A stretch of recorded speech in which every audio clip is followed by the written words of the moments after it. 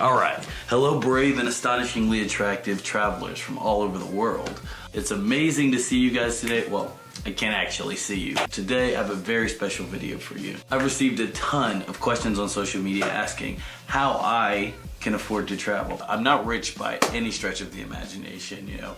I haven't won the lottery, I didn't inherit a trust fund. The answer is, of course, just spending wisely. One of the biggest expenses while traveling by far is going to be your accommodations. Except maybe drinking.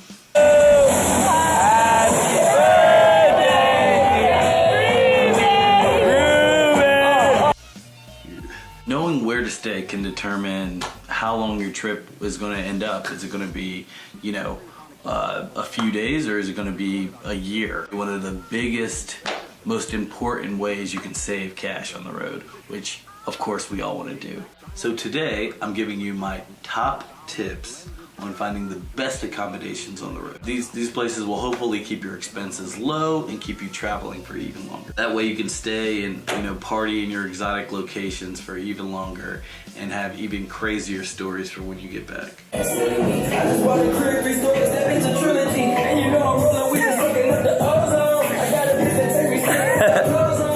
Firstly, and this should probably be apparent since we're talking about budget travel, avoid fancy hotels like the plague. If you stay in a worldwide hotel chain or resort, you're generally getting this pre-packaged experience that can be good and exciting in some ways, but it also sort of disconnects you from the culture that you're trying to experience, and it limits the way you can really interact with the locals and meet new people, because if you're stuck in your hotel room, even if you go, you know, maybe with a few friends, it's almost just like you could have just stayed home. If you're going to be on the road and you're going to travel and you're going to do it long term, I think personally that it's better to stay in a place that's more connected to the culture that you're trying to learn about. Okay, I'm going to throw a lot of apps at you that are going to make the whole, you know, get out and travel the world thing a lot easier. I can't imagine what this was like 20 years ago. It's so much easier now. Maybe I should change the name of this post to Simple Apps That Help You Travel. Not too late. On to the post. Stay at hostels. Hostels are a godsend to any serious long-term traveler. They are your bread and butter. For me, they were one of the most interesting and, you know, always changing parts of the road. Now, the first thing you want to do is download the app Hostel World, and, you know, check out all the different options that are available. But even before you go to a city, you could check out Hostel World and see what the prices are, see what the ratings are, see what's close, see what's far. It's an amazing app, and it's definitely going to help you on your beautiful adventure that you're looking to experience. I can't tell you how useful Hostel World's been to me on my journey. Generally, hostels have about maybe a room or a few rooms with 6 to 8 beds. You know, you can request private rooms, or you can get, you know, rooms with maybe 4 beds, or, you know, whatever you're comfortable with. Even in expensive countries like the US and many European countries, you can get a hostel for, you know, under $20.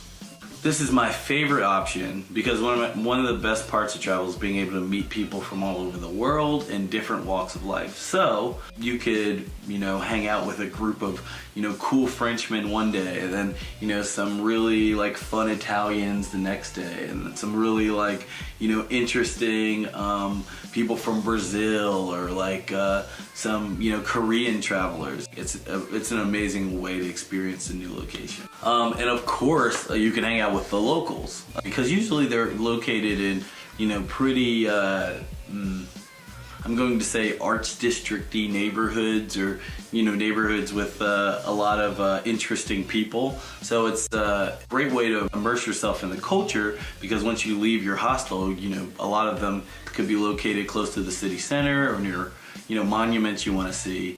That's another thing. When you're on Hostel World, make sure it's located near some of the things you want to see. It'll tell you how far the hostel is from the city center, and, you know, do a quick search on Google Maps and figure out how close the things you want to see are when you go to this location. This isn't quite related to accommodations, but generally when I choose a place to stay, I like to plan it around my 3 most important attractions I'd like to see in the location and pick my hostel based off of that. So you're gonna get different types of hostels too. You'll get chill hostels where, you know, there's lights out by a certain time, you know, it's quiet. It isn't the type of place where you know, are very rowdy or rambunctious. People may live there or have been staying there for extended periods of time. And those are, you know, one type of hostel for a certain type of person. And they're, you know, they can be very relaxing. Now you also have your party hostels, which, you know, I'm not gonna say that, you know, I'm a champion party. I'm totally a champion party. This is one of my favorite options for when I, you know, arrive in a new city. I've been on a bus for 12 hours and I'm just ready to have a drink and meet some people. Now, if you're an introvert, you may find that completely not appealing, but for my extroverts out there, this is definitely the way to go.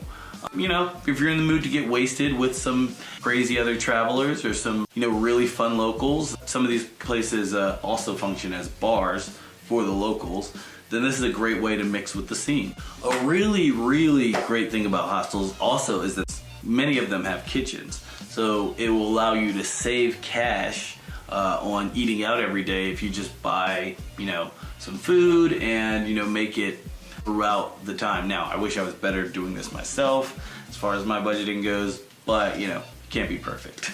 But I've definitely seen people prepare food. Certain places you get meals for cheap as a few dollars as opposed to going out to eat every night. And people would have groceries that they leave in the refrigerator that make throughout their stay at the hostel. Sometimes there's even free food bins for when people leave and they don't use all their food. And they'll just, you know, they'll leave something. You'll get a lot of interesting stuff, cereal or, you know, sweets. Usually it's still in the packaging. And, you know, it's free for anyone. One thing I really like about hostels, you can always ask the workers at the front desk for tips, where to go, how to get around the city, what things are worth seeing and what are not worth seeing. Maybe they have some ideas that aren't common knowledge or aren't online, or, you know, they may have some interesting bar suggestions or, you know, interesting places like art galleries that they like to go and you could go to meet people. The next option is Couchsurfing. Couchsurfing is a free website where you can sign up and you stay with people from around the world for free. Couchsurfing is amazing. The locals really just want to show you their country, you know, show you around their city. Most of the time it's people who are very proud of where they live and can give you all the coolest tips. This is a huge community where people meet weekly in cities around the world. I know, you know, the prospect of staying with a stranger from a different country may freak a few people out, but I will say I've never heard a bad story about Couchsurfing. Everyone on the site has reviews and ratings, you know, just like you're getting an Uber. People are just eager to show people their hometown and show people around. I've had great experiences and I've met some amazing people from around the world. Airbnb, of course, is a great option, and I'm sure most people have heard of that. I only stay in Airbnbs usually when I'm tired of hanging out with people and I just need a little break. You know, it's nice to just have some space once in a while, and it's still cheaper than a hotel. So if you haven't used Airbnb, it's a great option. Totally check it out. Go get the app. Try it in your hometown maybe before you even start traveling, and, you know, get used to it and try it when you're on your trip. Camping is also an option. I've done this a few times. You know, I know this isn't everyone's cup of tea, but it's a great way to, you know, connect with where you're traveling, to maybe connect with the nature, to sleep under the stars, you know, get some friends together. Now for camping, you want to remember that there's going to be a budget aspect added on for buying all the camping equipment. And then also remember that you also have to lug it around, which on the road is a big deal because carrying a giant bag is going to be taxing if you're not ready for it.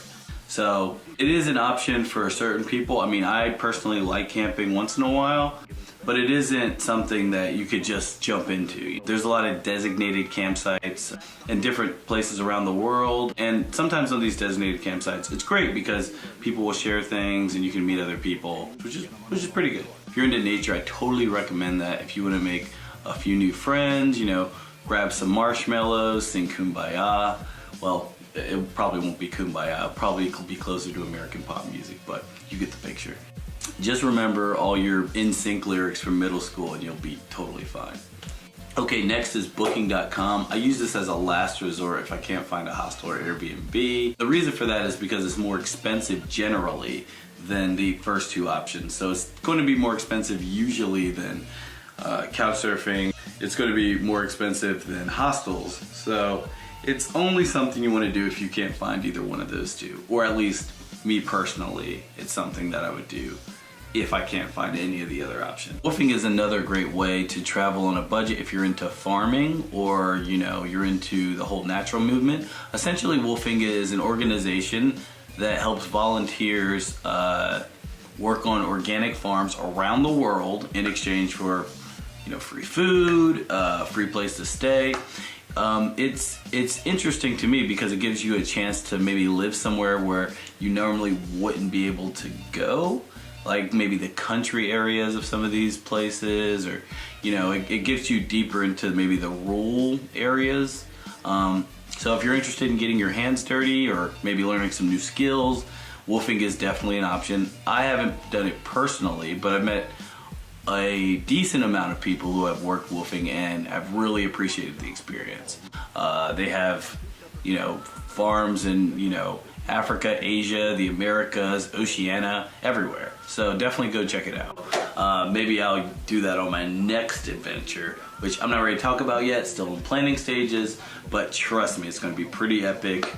Stay tuned for updates on that. Okay guys, that's all I have today. I appreciate you guys checking me out. Be sure to share with your friends if you thought any of these tips were helpful, and click that subscribe button. Have fun downloading all those apps. I hope your phone has some storage space. If you guys would like to discuss anything else about long-term travel, leave a comment down below and I'll answer your questions, or I'll answer back in a video response. Like this one. Keep adventuring, fellow travelers, and as always, I will see you next time with more travel tip videos and more video vlogs from around the world.